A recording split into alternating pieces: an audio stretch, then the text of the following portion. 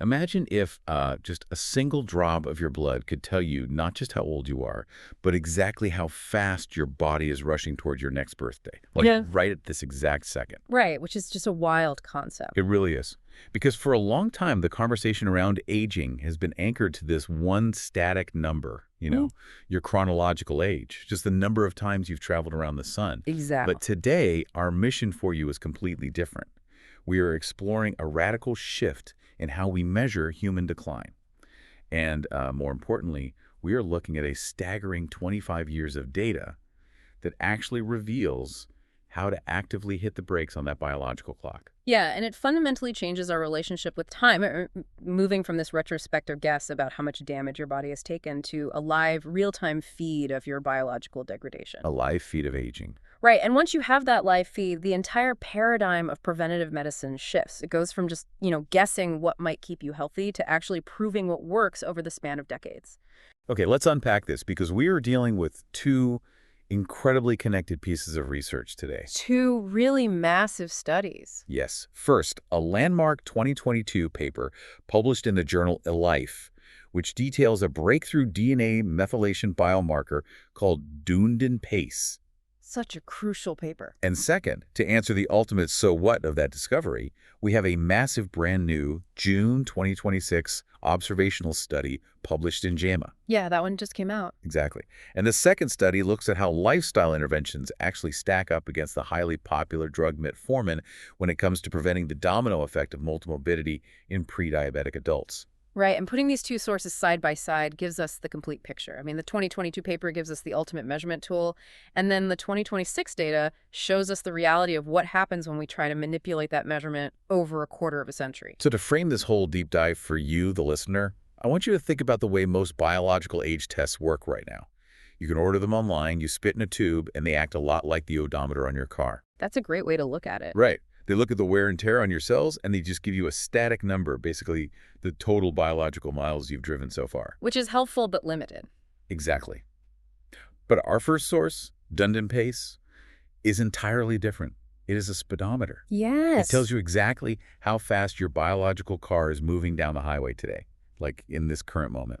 Because, an odometer is useful for a mechanic trying to value a used car. But if you're the one in the driver's seat and you're heading toward a cliff, knowing how many miles you drove 10 years ago doesn't really help you. No, not at all. You need to look at your speedometer. You need Yeah. to know your current velocity so you can actually adjust your driving. And finding a way to build a reliable biological speedometer has been like one of the holy grails of geroscience for years. Which brings up the obvious question, right? How did scientists actually build this? Measuring the exact speed of human aging in real time sounds like complete science fiction. It does. To get there, they had to pull off this logistical miracle starting way back in the early 1970s. Yeah, the foundation of this speedometer rests entirely on the Dunedin study. Right. And this is an incredibly unique cohort of 1,037 babies, and they were all born between 1972 and 1973 in just a single city in New Zealand. Just one city. Just one. And researchers didn't just, check in on them once a decade. They deeply integrated into their lives. They basically mapped out a 20-year trajectory of organ decline for each individual person. Exactly. Starting when the cohort was 26 years old, the researchers tracked 19 different physiological biomarkers. They brought them back at age 32, then 38, and finally at 45. And we should note they weren't just checking blood pressure. Oh no, they tested everything. Cardiovascular health, metabolic function, kidney and liver enzymes, immune system markers, lung capacity. Even the micro blood vessels in the back of their eyes. Yeah, and their dental health. Right. And the clinical burden of gathering that much data over that much time is just immense. I mean, they essentially quantified the exact rate at which each person's entire physiological system was degrading over 2 decades of adulthood. Which is wild to think about. It really is. And they found some individuals in the cohort were aging in slow motion at a rate of just 0.4 biological years for every chronological year. So less than half a year of internal aging for every actual birthday. Exactly. But meanwhile, others were aging at a terrifying clip of 2.44 biological years for every single birthday. 2.5 years of internal damage happening in a single 12-month span.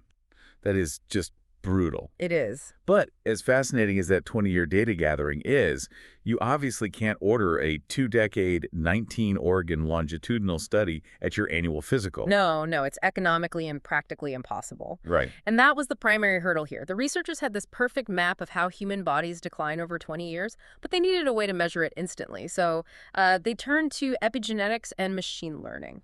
Okay, let's break that down for the listener because the mechanism here is really crucial. Yeah. Epigenetics is basically the software that runs your biological hardware.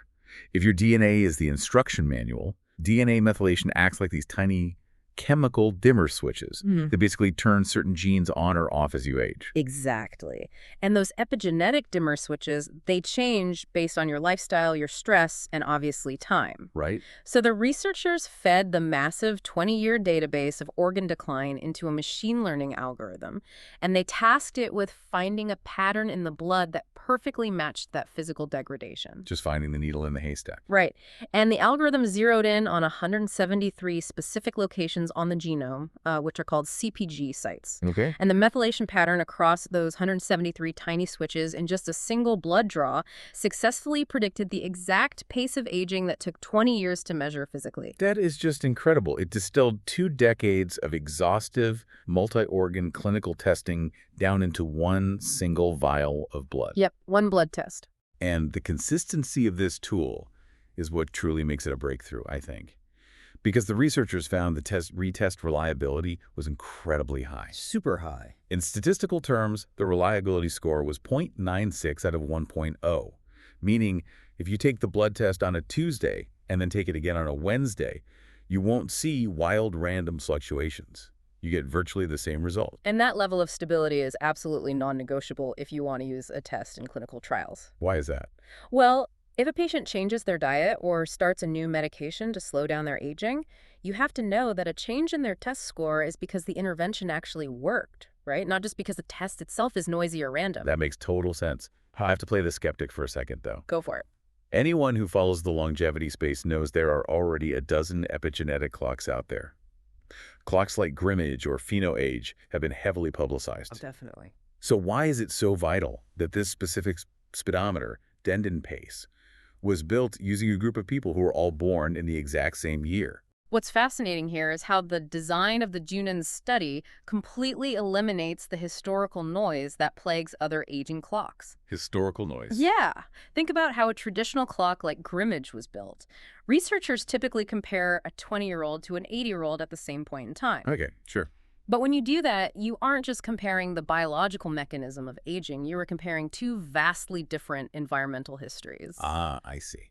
An 80-year-old alive today grew up breathing heavy leaded gasoline exhaust in the 1950s. Exactly. They were exposed to different childhood vaccines, massive amounts of secondhand smoke literally everywhere they went, and completely different agricultural food standards. Right, and the older clocks are inadvertently measuring the lifelong biological scarring of those historical eras, which totally skews the data. That is such a good point. But because every single person in the Dunedin cohort was born in 1972 or 1973, they all swam in the exact same historical waters. They breathed the same air standards, they ate from the same era of food systems. So by stripping away those cohort effects, the machine learning algorithm was forced to isolate the pure underlying biological mechanism of the aging pace itself. It also completely bypasses survival bias, doesn't it?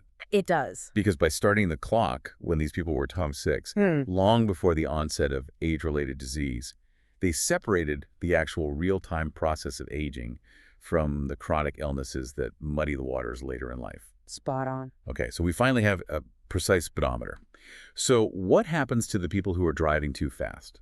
When someone's Dundon pace is redlining, what does that actually look like in the real world?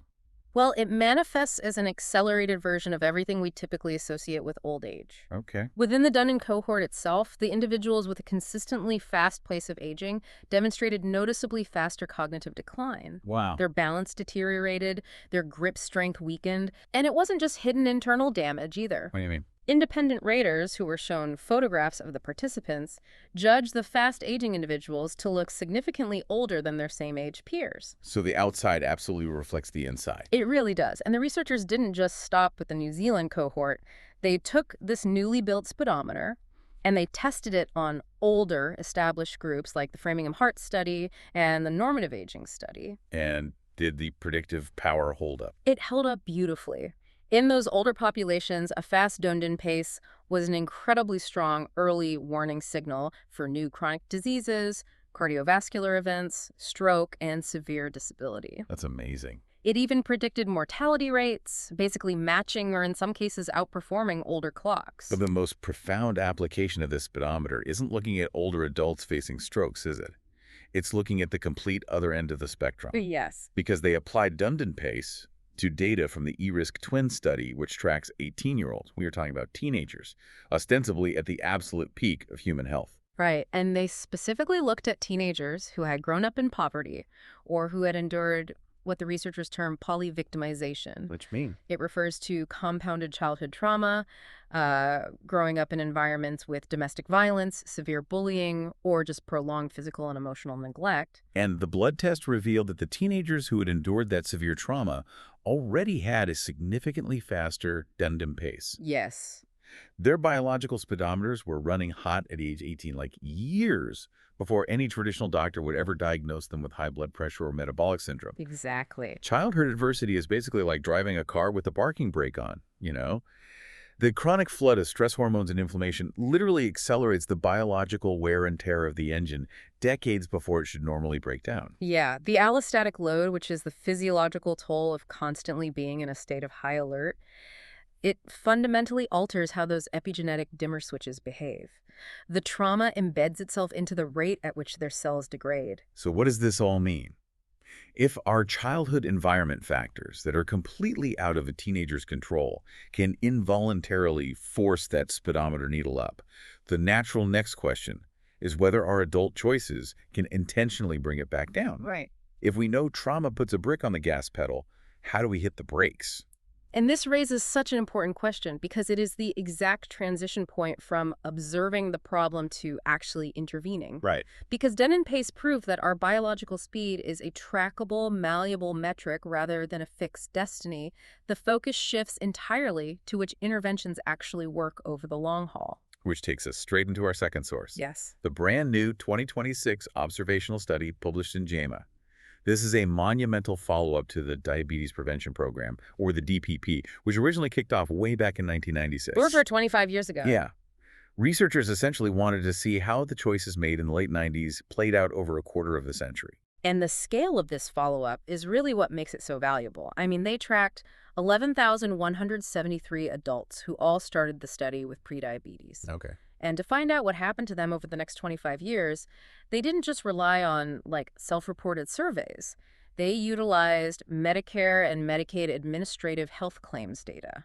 They followed the hard paper trail of doctor visits, prescriptions, and hospitalization. Yes. And the ultimate goal was to see if the interventions these pre-diabetic patients began decades ago actually reduced their long-term risk of developing multimorbidity. Exactly. Now, for the listener, rather than just getting one chronic illness, multimorbidity is the dangerous cascade where one condition leads to 2, 3, or more severe diseases from a list of 15 tracking categories. And the researchers were testing 3 distinct pathways against each other here.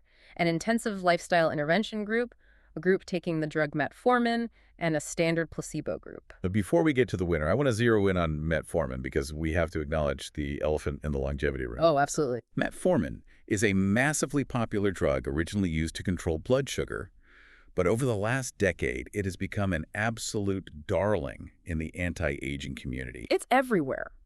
The theory is that it tinkers with metabolic pathways, like AMPK activation, in a way that sort of mimics the benefits of fasting or calorie restriction.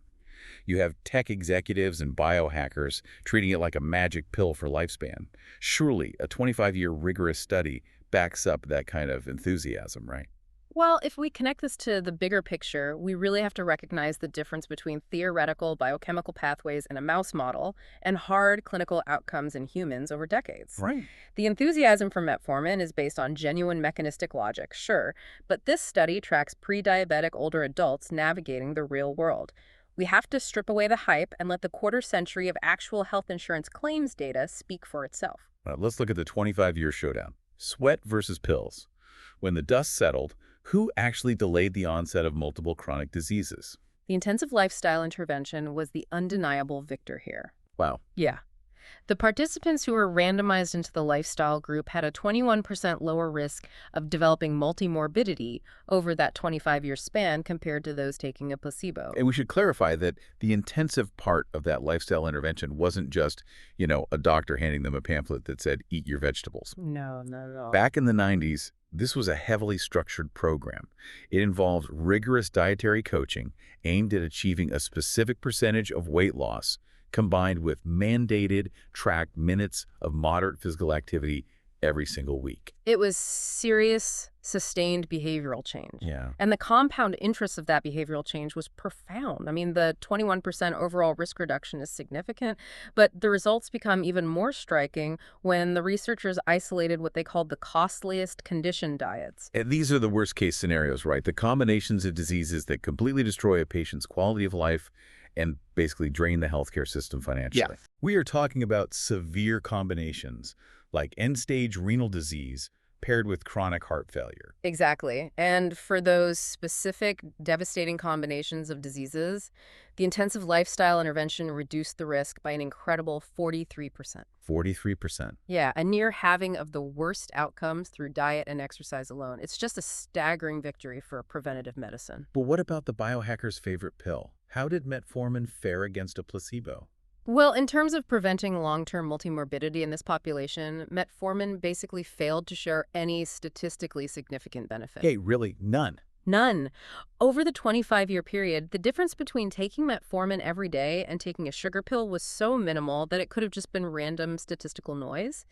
It simply did not alter the long-term trajectory of chronic disease accumulation any better than doing nothing at all. Wow. The daily hard work completely crushed the theoretical magic pill. It did. But we have to address the deeply sobering caveat buried in this data. Despite the overwhelming success of the lifestyle intervention in lowering risk, the sheer reality of human aging still caught up with almost everyone. It did, yeah. By the end of the 25 years, 85% of all the participants across the entire study eventually developed 2 or more chronic conditions anyway. Right. It was 82% in the lifestyle group, 85% in the metformin group, and 87% in the placebo group. And it is a stark reminder that while we can manipulate the biological speed, we haven't found a way to stop the car completely, Yeah.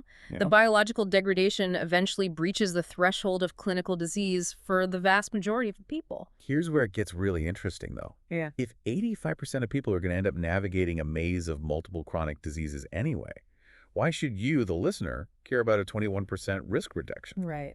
If the destination is the same, isn't sweating through an intensive lifestyle intervention just an exhausting way of delaying the inevitable? Well, delaying the inevitable is the entire objective of modern geroscience. Right. This touches on the critical distinction between lifespan, which is just the absolute number of years your heart beats, and healthspan, which is the number of years you remain active, independent, and free from debilitating disease. It's about pushing the sickness as far back against the wall of your lifespan as physically possible. Exactly. When we talk about a 21% risk reduction overall or a 43% reduction in the absolute worst disease combinations, we are talking about buying time. Yeah. For you, the listener, that statistical delay translates to a decade of high-quality life.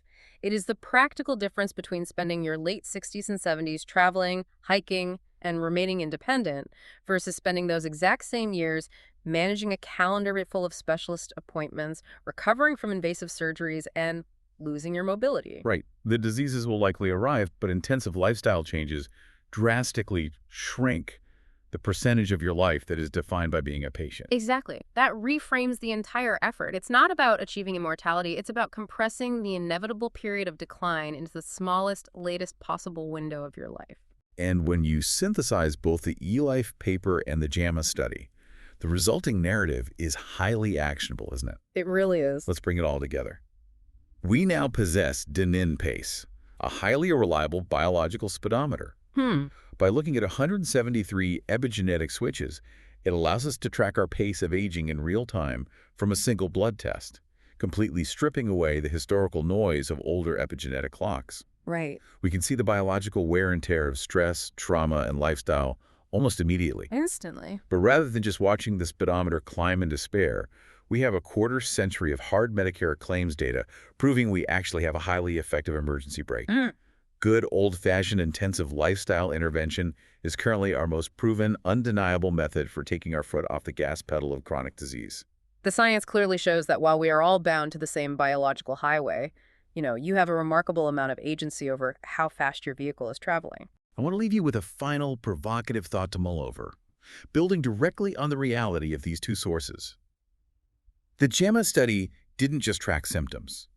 They tracked patients through their health insurance claims data. Right, the financial side. They literally tracked the financial cost of disease, proving that intensive lifestyle changes reduce the most financially devastating combinations of diseases by 43%. Massive savings. Now that the world has Dundon Pace, an incredibly reliable single blood test speedometer that proves exactly how fast your body is degrading in real time, how long will it be before health insurance companies try to use this exact epigenetic test to set your monthly premiums? Mm.